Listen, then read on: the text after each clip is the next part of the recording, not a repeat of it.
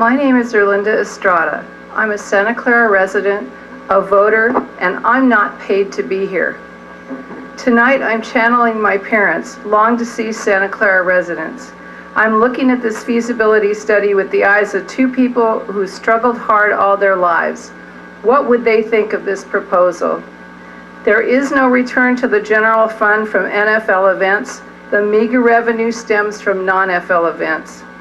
Alternatives like a retail entertainment use or a Class A office building would bring more revenue and more jobs than a stadium would, and we wouldn't have to provide a $136 million subsidy for either of these alternatives. Any company who wanted to use 15 acres of city property would be required to make ground lease payments directly into the general fund, but the 49ers won't. Why? Any other municipal building project would be subject to competitive bidding to get the best deal, but the 49ers don't want that either.